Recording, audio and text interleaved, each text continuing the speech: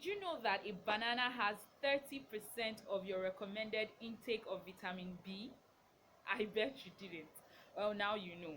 The thing is, the vitamin B that the banana contains has something called serotonin inside of it. And one of the things serotonin does is that it helps your brain. It helps your brain to relax, it helps your mood.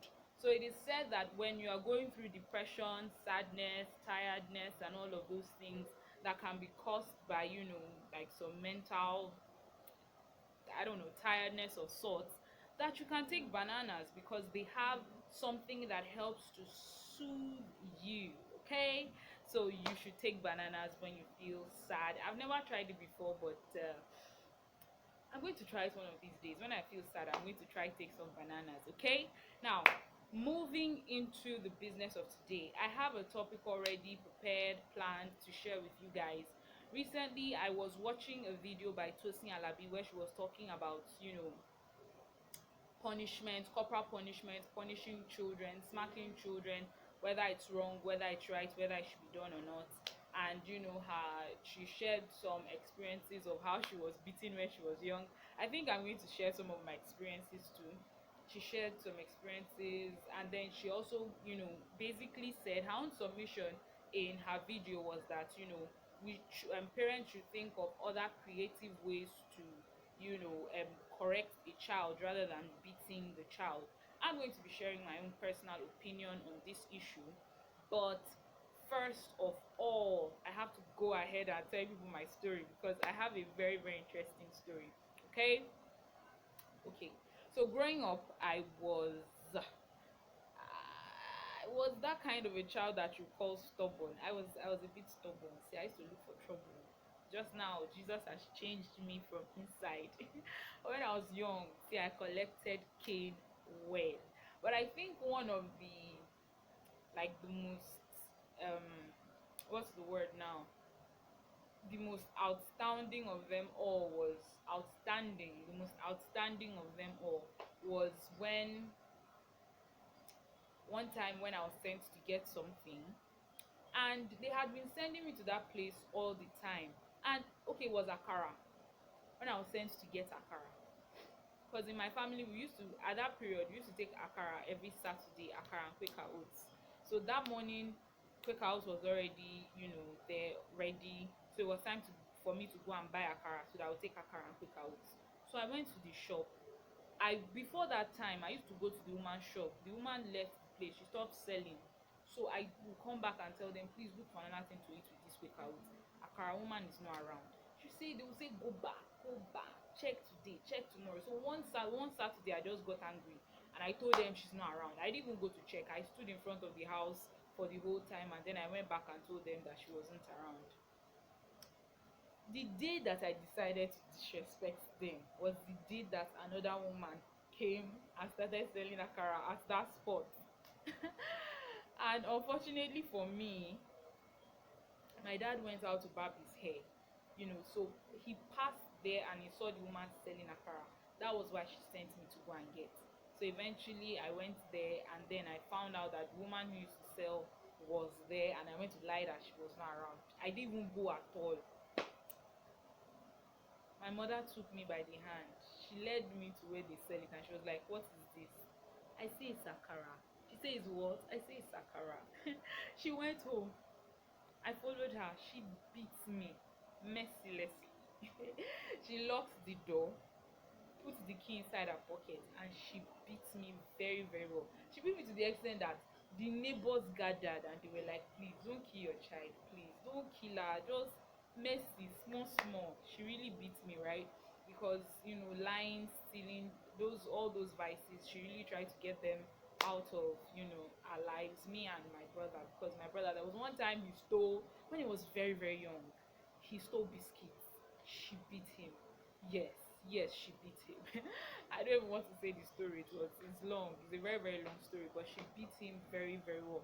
Right? Now, I think beating children at some point, somehow, because of the way I was brought up and because of the things I have seen, I think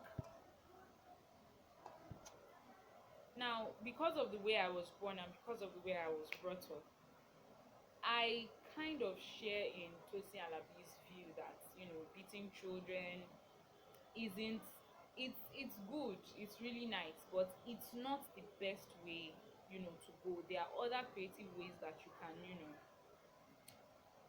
employ in order to train up your child, like shouting at them, talking to them when they do the wrong things instead of necessarily beating them. However, I think there's a place for balance too, because sometimes spanking will do the job. Yes, sometimes spanking will do the job. The only thing is, whenever you want to spank your child, make sure that you are clear-headed, you are seeing road.